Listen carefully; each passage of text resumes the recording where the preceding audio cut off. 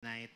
He is a humble and obedient servant in the calling of the Lord and a faithful husband to his wife, Abby. And together they purposely serve the Lord in several ministries, including Big Eastwood. Let us all welcome back Docs Dosil. Hello, good evening. Good evening, singles. Yan. Is it okay to not be okay? Yes, okay. So, sino din nakapanood ng ano na yon, ng drama na yon, K-drama, Is it okay to not be okay, di ba?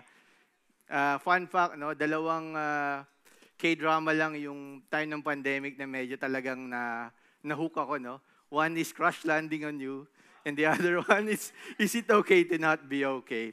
All right, so we're now on a series called When Life is Not Okay. Gusto niyo ba yung title natong series natin? Parang ayaw natin no? Parang ayaw nating pakinggan kung titignan mo. Kasi as a person, we want our life to be okay. Last night, I was in Okada. I was honored to receive our company's award for Great Place to Work. And we know, when we say best place to work yung company nyo, it means na very positive yung vibes. And in that place, it was a kind of festivities. So, ang team niya is Carnival, which is, alam naman natin, ang Carnival, sa ating mga Pinoy, is napakasaya. Di ba? Napaka-happy, no? And for me, as a person, is it easy to respond sa isang ganong type of environment? Obviously, yes. All of us wants to be happy. But the question is, what if your life is not okay? What if your life is not okay? Let me give you an example. This morning, when I wake up, I never thought that I will feel this kind of pain. You know, as you grow older, yung pain mo, no? Somehow, pag nasa 40s na kayo, medyo nanonormalize na no?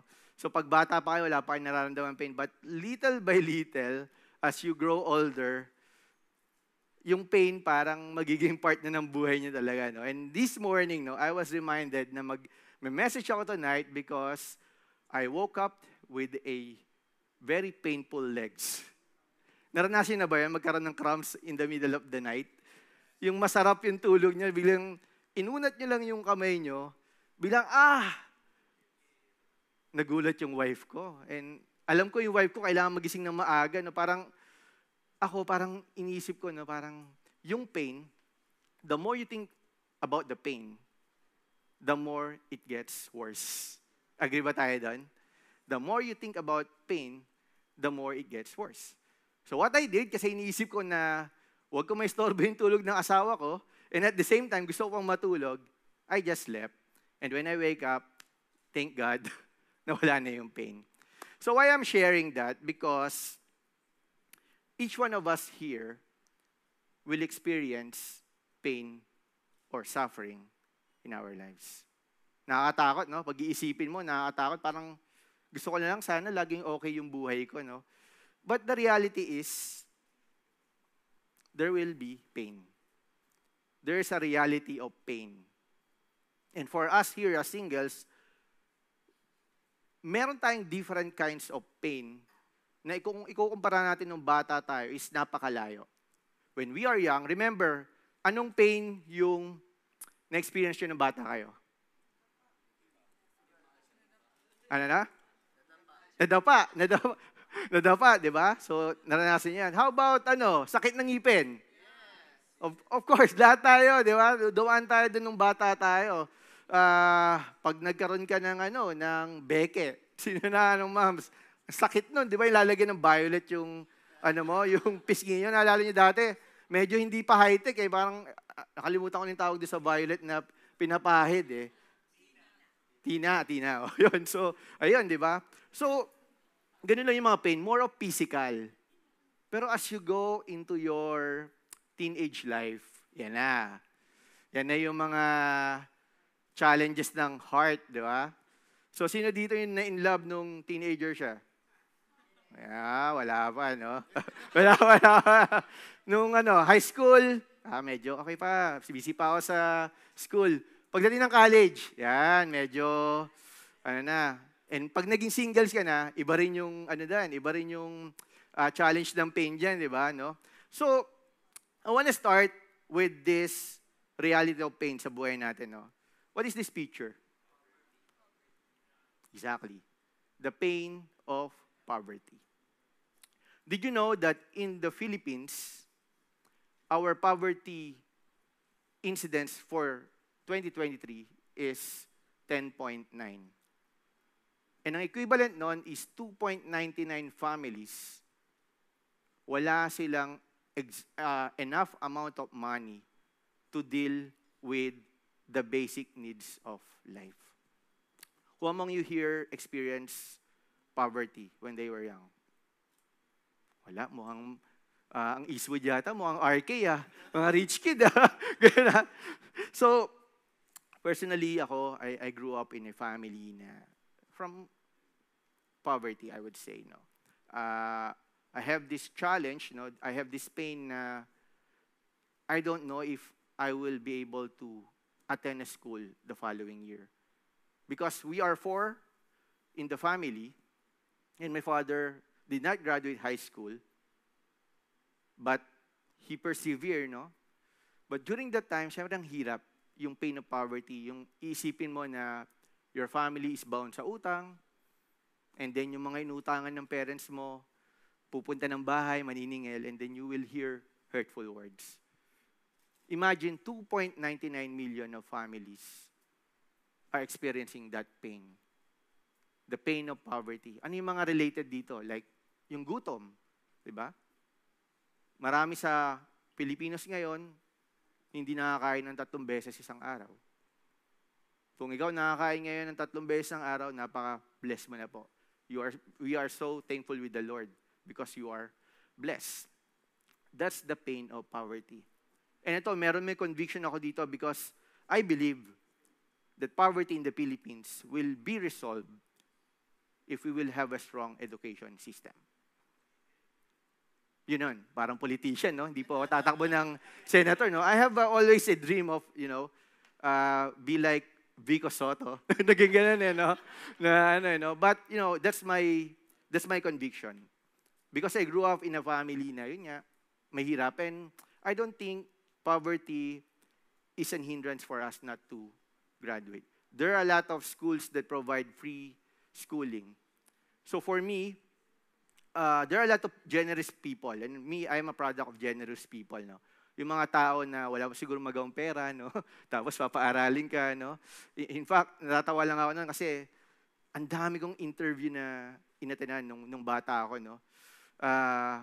Laging meron ng scripted ako. No? Ano po ako, anak po ako ng isang driver. Ganyan. So, lahat nun. But, thank God, these generous people helped me to graduate. And now that I graduated, so what I did is I helped my brothers and sisters to go to school. Kaya nga, natuwa ako dahil my first ministry when I joined CCF during that time is I was part of the youth ministry. So during that time, I was ministering the youth na, alam mo yun, nandun sa public school. And lagi ako naiiyak every time na service kasi you hear the challenges of, or the pain of poverty. And I'm blessed, no? Kanina nagtatanong ko dito, walang lumaki sa poverty, so you were blessed, no? But that's the reality of life. That's why, let's be sensitive with the people around us. If we have money, if we have extra money, then let's help people, no? Especially the education system. So and now for campaign scripts. So let's move with the next part of pain. What is this? Hollywood. Hollywood is a place of artists. Mga mayayaman, mga rich kid, malalaki yung properties. And what happened a few months ago? There's a massive wildfire. The pain of losing properties. At the same time, the pain of losing loved ones. In the article that I read, at least 29 deaths and destructions of over 16,000 structures and an estimated $53.8 billion in property damage. The pain of losing property and the pain of losing loved ones. Masakit yan. Pinaghirapan mo throughout the years, no? For sure, kayo dito, may mga dream kayo or right now, your parents build houses. Matagal nilang pinag-ipunan yon, pinagpaguran, and then suddenly, masusunugan ka. In my life, I experienced 2 fires sa buhay namin. And I remember one of the fire na naalala ko is my father is watching TV sa loob ng bahay. And I heard these sounds outside ng bahay namin, neighbor na. And paglabas ko, nandiyan ay apoy. So what happened is, me and my parents jumped from 2nd floor to the 1st floor.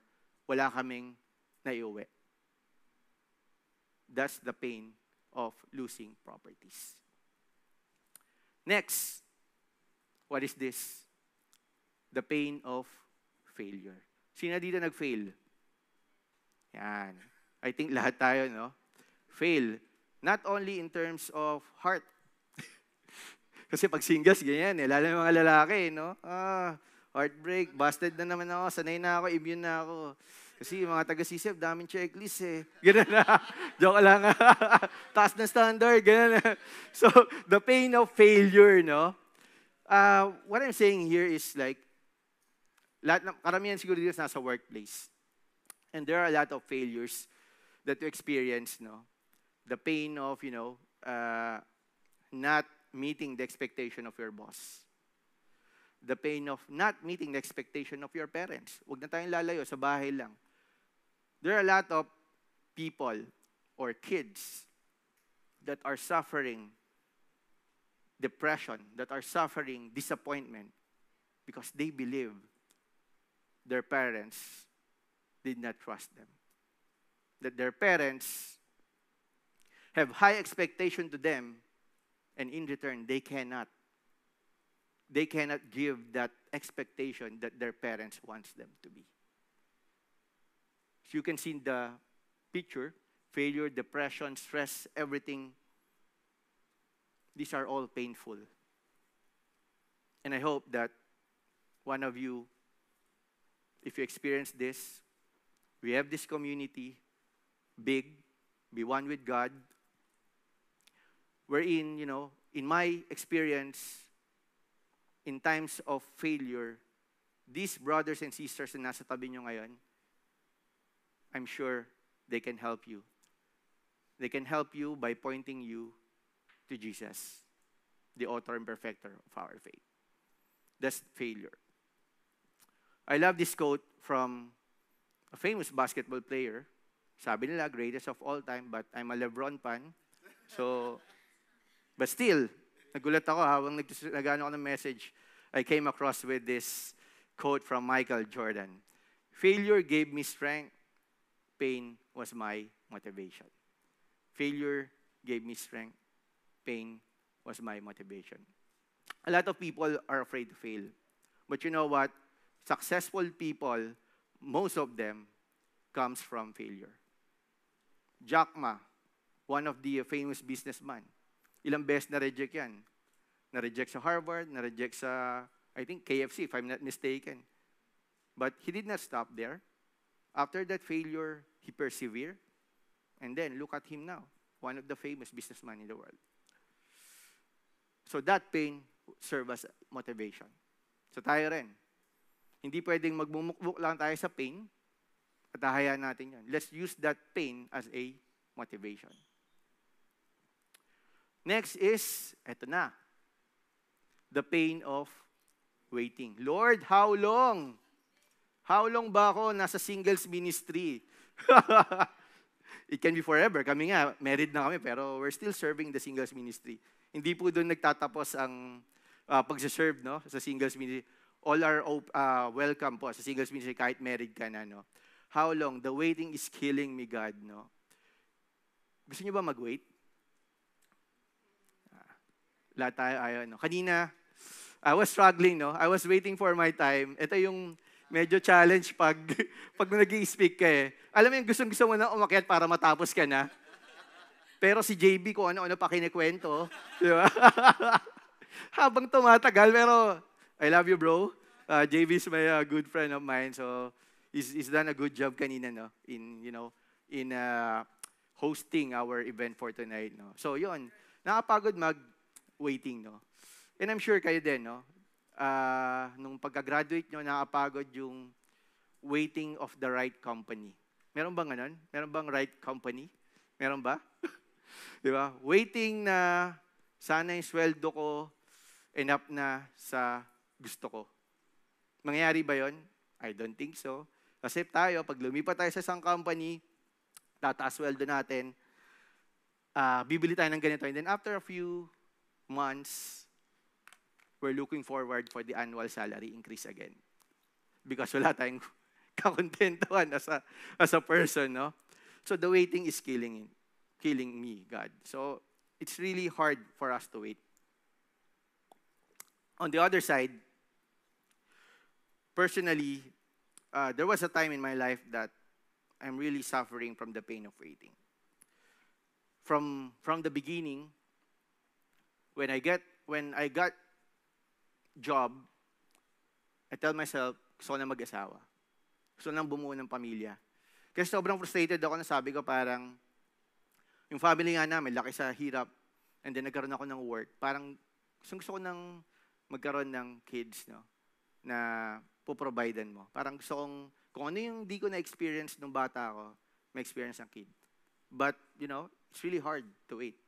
First, you're waiting for the right person. Sabi nga, it's better to wait for the right person than, magmadali ka and be with the wrong person. Baka mag-iimpyerno yung buhay mo pag ganun yung nangyari, di ba? So, the pain of waiting. Next, this is very critical. Hurtful words. Sino na dito nasaktan ng isang tao dahil sa mga salita? I'm sure you are. A few days ago, we have a small group. And then ito, with this permission, no, one of my D group mates shared a story. There was a point in his life na gusto niya mag-suicide. And there was a lot of voice telling him to do that. And you know what? Ano yung nag-trigger sa kanya? Hurtful words. Someone told me, wala siyang kwenta. 2 words lang yun, walang kwenta. And it triggers him to get suicide. So we have to be careful with the words we are telling someone. Especially when we are angry. Pag high yung emotions, bumababa yung IQ natin, the tendency is we say words that can hurt someone. Akala natin, minsan yung words na yun, napakasimple lang, but we don't know the people. Last night, during the talk with the conference, there are 3 things na nagda-drive down ng change sa buhay ng tao. And one of the factor that the speaker mentioned is the Gen Z effect. May Gen Z ba dito? Ako kasi millennial Gen Z effect. So, ano yung Gen Z? Ganun na. So, the Gen Z effect. What do we mean by that? Ang Gen Z daw is the generation na magagaling at matatalino. Sa corporate world, magagaling, matatalino, napakasipag. But the problem with Gen Z is, sila din yung generation na emotional. That's why we have to be careful with our words. In fact, hindi lang sa Gen Z to applicable, but it's also applicable to every generations. Kasi yung words na yan, pag binitawan mo, hindi mo alam kung anong magiging impact niyan sa tao. Just like yung kwento kanina. Imagine, 2 words can trigger a person to commit suicide. Buti na lang may bumulong sa kanya. Alam niyo kung ano yung bumulong sa kanya? Pag ginawa mo yan, pupunta ka sa hell. Hindi niya tinuloy. Thank God for that small voice. So the pain of hurtful words. I love this phrase. Sometimes words are more painful than any physical harm inflicted by another person. Pain evaporates, but words last a lifetime, replaying in our memories and feeding on our insecurities. Personally, I agree with this. Why? Because when I was a child, when I heard the cursing of the people na pinagkakautangan namin, it stick my mind. I remember that moment when someone went to our house, approached my mom, and started to curse to my mom. And as a child, wala kang magawa. Pinagmumura yung nanay mo. Yes, we have faults. Kautang ka, but dinala ko yun. And that pain serves me as my motivation. Sabi ko, someday, mawawala itong mga utang namin. And someday, if people will need my help, I pray to God, I will not do what this person did to my mom. It's hurtful. Parents mo minumura. Ganun kasakit ang hurtful words. And lastly, the pain of death and sickness. I mentioned kanina, as we grow old, there will be a lot of pain. Not only physically, emotionally, mentally. A few months ago, I didn't expect something will happen to me na hindi ko talaga ma-explain. And that thing called anxiety. Ang hirap. Parang, when I shared it to Pastor Ikoy, parang siya sabi niya, Docs, parang of all people, parang ikaw yung huling tao na maririnig ko. Because Pastor Ikoy knows me from my early days, no, na very strong ako when it comes to mental health. But to my surprise, that anxiety bring me down. Kasi hindi mo ma-explain eh. Parang it's like the feeling na okay ka naman, pero for some reason, you are afraid. You are afraid of something will happen to you, especially when I'm alone. The pain of sickness. I think I shared it also here. When I reached 40, I joined this wellness program by our HMO. Just for curiosity, I thought, okay naman ako, wala akong nararamdaman. No? And then when I undergo this laboratory, to my surprise, ang taas ng sugar ko. So, hindi naman ako mahilig sa cakes. Sweet lang ako sa asawa ko. But, you know what? When I received that laboratory results, pula yung ano ko. And ako, ayoko ng pula eh. Ever since nung nag-aaral ako, parang, sabi ko, wala na nga kaming pera, tapos pupula pa yung grades ko eh. Paano na lang kami nito, di ba? Saan kami pupulutan nito, di ba? But you know what? When I realized na I'm not young anymore, and having this, sugar, tapos, tatanungin mo pa si Google, no? So, anong mga ng diabetes, di ba? Ganito, tapos, syempre, pag internet po, ito, just a reminder, worst case scenario, karamihan, yung makukuha mo dyan sa internet, kasi safe yan eh. So, nakakaroon ako ng anxiety na, oh my God, sabi ko, paano nila asawa ko, ganyan, wala pa kami baby, tapos ito na, taas na sugar ko, ganyan. But it motivates me. That pain motivates me. So, na-realize ko na hindi pala ako nag-exercise. So now, I'm doing exercise. May formula ako ngayon, no? Yung 10-6. Alam niyo yung 10-6 na formula? 10,000 steps, the following day, 6,000 steps. And thank God, no, nung last result ko, cholesterol ko are good, uric ko are good. Isa lang natitira.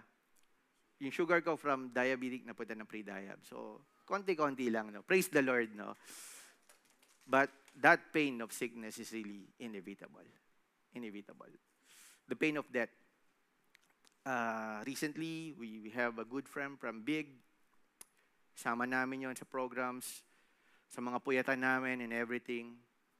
I think halos kasing edad ko lang siya, no? 44. And then last Sunday, we are talking about it. I saw the picture. And it reminds me of my experience last year. Because I have a person reporting to me in my office, suffered from cancer. Since reporting siya sa akin, alam ko lahat ng details na nangyari sa kanya. I was there when he was in the ICU. Actually, bago pa sa ICU, nandun na ako, no? Nung okay pa siya, huling kita ko sa kanya, he was showing this okay. Hanggang sa ICU, nawala na siya, and I was praying for him. Hanggang sa palliative care. Hindi ko pa siya direct family member, but I can explain the pain of death. No matter how ready we are as Christians, alam natin, darating tayo doon, pero alam mo yun, parang ang hirap isipin na darating yung araw na mamatay yung parents mo. Nagkaroon ba kayo ng mga dream na gano'n? Ako, I have this dream before na nung bata ako, no, na paano na pag namatay yung parents ko, and then, you know, I wake up with tears in my eyes. It's the pain of death. The pain of death. Wala pa. The point I'm trying to state here is, at one point in our life, we will experience pain. At one point in our life. We have to be ready. Nakakatakot, but we have a big God. Let's now move to the kanina, mga life encountered with pain. Now, let's move to the reality of pain in the Bible. It is one of the oldest stories recorded in history that thinks this person wala nang gagamit na magulang sa pangalang ito. Kilala niyo sino siya? Si Job. Siguro, if you know the story of Job, if ikaw yung parent, magdadalawang isip ka, papangalanan ko ba anak ko na Job. Where in fact, all of us love Job, but we don't like Job. But this story of Job will teach us a lesson that will help us to be prepared in the reality of pain. Are you ready to hear this story? Okay. So Job 1, verse 1 to 2. There was a man in the land of Uz, whose name was Job. And that man was blameless, upright, fearing God, and turning away from evil. 7 sons and 3 daughters were born to him. How can you explain the life of Job? Perfect, di ba? Parang blameless, upright, fearing God, turning away from evil. If you're a person thinking about Job, isipin mo, walang mangyayari masama yan. Close kay Lord yan eh. Na-experience nyo ba sa office nyo, pag nalaman na umating ka ng Bible study, holy-holy yan. Diba? Sasabihin yan, ano yan, lahat ng mga prayers niyan nasasagot. Imaginein si Job, blameless, upright, fearing God, turning away. May bonus pa, meron na siyang 7 sons and 3 daughters were born to him. Napaka-perfect, napakaganda. At this point, wala kang makikitang life na hindi okay dyan. Ito pa. Job 1:3-4. His possessions also were 7,000 sheep. Dami nun. Gano'ng kalaki yung lupain niya? 3,000 camels, 500 yoke of oxen, 500 female donkeys, and malupit, very many servants. Sipin mo, paano kaya ito, no? Pagkagising na nakaready na yung breakfast, gano'n kaya yung buhay ni Job. I could imagine, no? And that man was the greatest of all the men of the East. His sons used to go and hold a feast in the house of each one on his day, and they would send and invite their 3 sisters to eat and drink with them. Sarap ng buhay, no? Looking at this, verse 1, tsaka to, you would say, napaka-imposibleng may mangyaring masama sa taong to. But then, Satan came into the picture, and did this. And behold, a great wind came from across the wilderness and struck the four corners of the house, and it fell on the young people. Yung young people na ito yung mga anak ni Job. And they died, and I alone have escaped to tell you. Nangyari dito, lahat ng possession ni Job nawala. If you were Job, what will you feel? God-fearing ka. Maybe perfect attendance naman ako sa big eh. Lagi naman ako umattend ng Sunday service eh. Is it a guarantee na hindi ka maka-experience ng pain? I don't think so. Then Job arose and tore his robe and shaved his head. Nagpagupit, shave his head. Siguro dito nakuha yung yung thought ngayon ng mga babae pag nabobroken hearted, nagpapagupit na maigse. Uso pa ba ngayon yan? Hindi ko alam kung uso pa yun eh. And he fell, let's move. And he fell to the ground and worship. He said, naked I came from my mother's womb, and naked I shall return there. The Lord gave, and the Lord has taken away. Blessed be the name of the Lord. Imagine, you lost all your possessions. Kanina, nabanggit natin, di ba, nasunugan ka ng bahay, properties lost. Ang masakit nun, nawala yung mga anak mo. And if you were Job, hindi lang isa, lahat, sabay-sabay. Paano mo ipaprocess yung event na to na nangyari sa'yo? But you know what? In spite of what happened to Job, he still chose to have faith. At the end of the day, the best approach when we are in pain, when we are in suffering, is to surrender everything to Jesus. We are brought into this earth nothing. Pinanganak ka, wala kang damit eh. Di ba, pag baby ka? And then, pag namatay ka, tingin mo madadala mo lahat ng possession mo? Hindi mo madadala. But at the end of the day, after all these things na nangyari kay Job, ano yung nabanggit niya? Blessed be the name of the Lord. This is the reality of life. There's no guarantee na when you are feeling okay right now, tomorrow, you will still be okay. There's only one person that knows what will happen to you tomorrow. Sino yun? That's Jesus Christ. That's Jesus Christ. Then Satan went out from the presence of the Lord and smote Job with sore boils.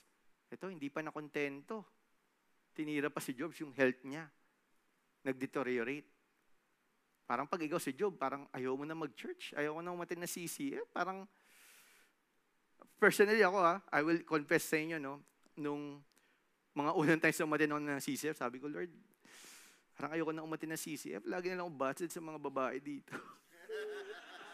No joke yun, No joke yun. Because I thought, yung una, parang idol ko yung relationship Idol ko yung relationship until ginising ako ni Lord. Sinaktan ako na sinaktan ni Lord. Kaya nagising ako, tigilan mo na yan, mag-prayer team ka na lang. Ganoon, so ganun yung nangyari sa akin, no? But with Job, no, imagine, nawalan ka na ng possession, nawalan ka na ng anak. Tapos, Lord, katawan ko naman ngayon. Nagde-deteriorate. Ano bang kasalanan ko? Di ba? Lord, ano bang kasalanan ko? Eto, dagdagan pa natin. Then his wife said to him, do you still hold fast to your integrity? Curse God and die. Grabe, no? At the beginning, sabi natin, blameless, God-fearing si Job. And obviously, yung family niya, ganun din ka-strong yung faith, no? But because of the pain they are experiencing, their faith has been tested. And just like the wife of Job, when we encounter pain, there could be people around us that will try their best to help you. But if they are not careful, instead of helping you, they make the situation worse. This is a reminder for everyone that we should learn how to show empathy to the people around us. We have to be careful with our words because sometimes the best thing to do for people who are hurt is just be silent, stay on their side, be there to listen to them, tap their shoulder, or hug that person. I'll pray for you. I know what you're feeling right now, but I will be here for you. I'm willing to listen. That is why in big community, we want people to be sensitive. Your breakout groups, you have your facilitators, and these facilitators are trained to be sensitive. These facilitators are willing to listen. Just open up. I know it's hard at first, but ako, lalaki na ako pero grabe, sa kakakita, sa isang D group, nag-iiyakan mga lalaki. Sometimes, you have to show the weakness for you to be mature. Hindi pwedeng lagi kang mukhang matapang. Real men cry, sabi nga nila. And sometimes, or many times, the crying moment is the best moment because that moment is the moment you are in the presence of God. Praise God. Then Job answered, I have heard many such things. Sorry, comforters are you all. What can we learn from this? Pain is unpredictable. No one is safe. Kahit lagi kang umati ng church, kahit tinanggap mo na si God, it doesn't mean. Ito yung mga connotation ng iba, di ba? Pag tinanggap ko na si Lord, everything will be okay. But the reality is, it's not. It's okay to not be okay.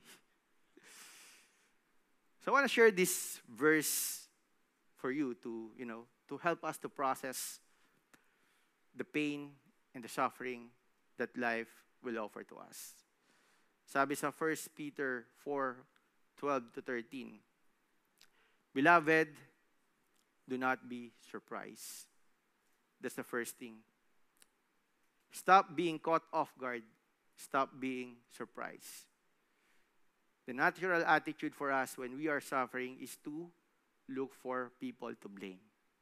Kasi si ganito kasi yung parents ko hindi nag-aral kasi yung parents ko hindi nagtrabaho, kaya ganito kami. Kasi siya, masyadong mataas yung standard kaya hindi niya ako sinagot. Puro siya. It's really easy to blame people. We think things like, maating ka na ng big pero vulnerable ka na or protected ka na sa pain, but it's not. So the first thing is do not be surprised. It's always a good thing to be aware. But don't be aware too much. Baka masyado ka ng anxious, di ba? Meron naman tayong counterpart na verse dyan. Do not be anxious. Sabi sa Philippians. Do not be surprised at the fiery ordeal among you, which comes upon you for your testing, as though some strange thing were happening to you. So you see, some of the pains or suffering that we are encountering are, fiery trials. What do we mean by fiery trials? There are some difficulties that are simply a part of human life. Diba? Like, for example, sickness, talagang magkakasakit ka, diba? But there are also some fiery trials on which we either light a match, meaning these fires we bring to ourselves because of disobedience and sin. That's why it's very important to have accountability partners. Accountability is, hindi ka lang magsasabi pag nandyan na. Magsasabi ka from the start. Kilala natin yung mga sarili natin. Alam natin kung kailan tayo mag-fail. Alam mo kung kailan ka matitrigger magagalit, kailan ka magiging seloso, kailan ka matitrigger na manood ng porn, kailan ka magiging tamad sa work. Alam mo, kilala mo sarili mo. And the moment na meron kang accountability partner, which we highly promote in this big community, is there will be someone that reminds you na, oh brother, baka you might need to pray about it. Tingin mo ba, si God nag-glorify diyan? Before, when I was a single, I have this group of men that I meet from time to time. Sila Claude, siguro kilala niya, sila Gino.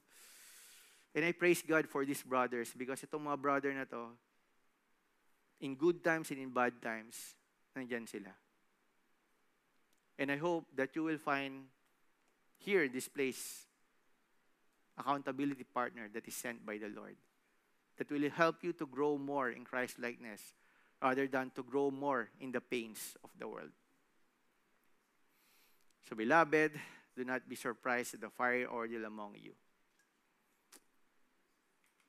I love this quote from J.C. Ryle. Trials are intended to make us think, to win us from the world, to send us to the Bible, to drive us to our knees. What do you mean to drive us our knees? It means to pray. You see, when you are experiencing suffering, there's a realization that you have a big need of a Savior. Lumuluhod tayo, kahit ano pang tapang mo, kahit ano pang pride mo, pag tinamangan na ng pain and suffering, luluhod ka talaga. Sabi sa Romans 15:13, now may the God of hope fill you with all joy and peace in believing, so that you will abound in hope by the power of the Holy Spirit. God is the origin of hope and the object of hope. Kung meron tayong pain na part of our life, meron tayong hope. And yun yung gusto kong tandaan nyo tonight. That whenever you feel pain, suffering, challenges, trial, always remind yourself, there is always hope. And that hope should be anchored in our faith with Jesus Christ alone.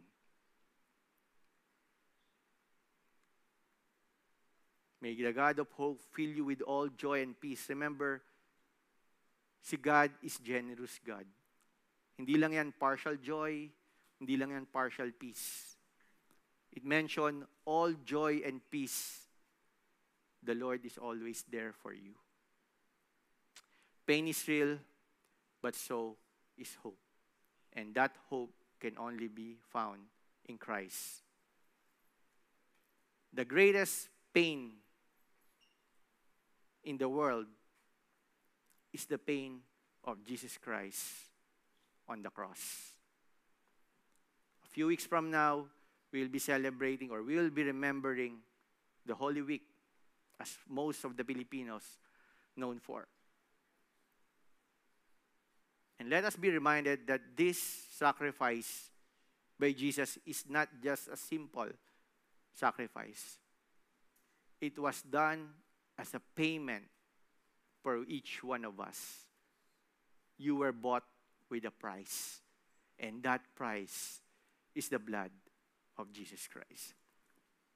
He was despised and forsaken of men, a man of sorrow and acquainted with grief. And like one from whom men hide their face, he was despised, and we did not esteem him. Surely our griefs he himself bore, and our sorrows he carried. Yet we ourselves esteem him stricken, smitten of God, and afflicted. For since he himself was tempted in that which he has suffered, he is able to come to the aid of those who are tempted. For we do not have a high priest who cannot sympathize with our weaknesses, but one, who is Jesus Christ, who has been tempted in all things as we are, yet without sin. Therefore, let us draw near with confidence to the throne of grace, so that we may receive mercy and find grace to help in time of need. In Christ alone, sabi sa kanta, my hope is found, He is my light my strength, my zone. This cornerstone, this solid ground. I love this image. When you think there is no hope, God says, take my hand and lead me way. We can do this together. Simple, Instagrammable, pero tagos sa puso. And as I end, in the coming days or in the future, you find yourself in suffering, in trials, in pain, I want you to remember this very good song called Give Me Faith. Can we all read, or kung kaya niyong kantahin, mas maganda, I'm not gifted with a song. Sabi dito, give me faith to trust what you say, that you're good and your love is great. I'm broken inside. I give you my life. Because I may be weak, but your spirit is strong in me. Our flesh may fail, but God, you never will. I may be weak, but your spirit is strong in me. We may fail, but God will never fail. In times of pain, let's pray. Lord, give us faith to trust in what you say, because your love is great. There's no greater love than the love of Christ. My friends, if you are in pain right now, I want to pray for you. Let's all bow our heads. And I want to share to you this verse as we close our eyes and think about God. Maybe you've been hurt in the past. And maybe you have not forgiven those people or those scenarios. But allow me to read to you the verse from 2 Corinthians chapter 12 by Apostle Paul. So to keep me from becoming conceited because of the surpassing greatness of the revelations, a thorn, which is a symbol of pain, was given me in the flesh, a messenger of Satan to harass me, to keep me from becoming conceited. 3 times I pleaded with the Lord about this, that it should leave me. But he said to me, my grace is sufficient for you, for my power is made perfect in weakness. Therefore, Lord, I will boast all the more gladly of my weaknesses, so that the power of Christ may rest upon me. For the sake of Christ, then I am content with weaknesses, insults, hardships, persecutions, and calamities. For when I am weak, then I am strong. Lord Jesus, thank you for your words. I pray for each one of us here. We may be in pain of the past. We may be experiencing the pain of the past. Or maybe in the future, we will experience this. But Lord, help us to remember your love, your sacrifice on the cross. You are our comfort. You are our strength. You are our God, our Savior. So Lord, we just surrender to you ourselves tonight. I pray that our relationship with you will grow deeper and deeper to the point that you are in our hearts. So Lord Jesus, thank you for your word. Thank you for your love. We bring back all the glory and praise to our Lord and Savior, Jesus Christ. In Jesus' name we pray. Amen and amen. God bless you, everyone. All right. Thank you, Brother Docs, for that wonderful message that we are to persevere through trials, and we should have the unshakable faith despite of the sufferings that we're experiencing. So we invite everyone again to stand as we sing the last song as a response to God's message.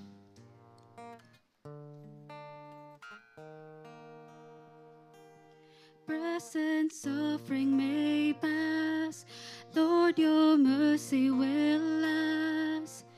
As you open my eyes to the work of your hand, and my heart will find praise, I'll delight in your way.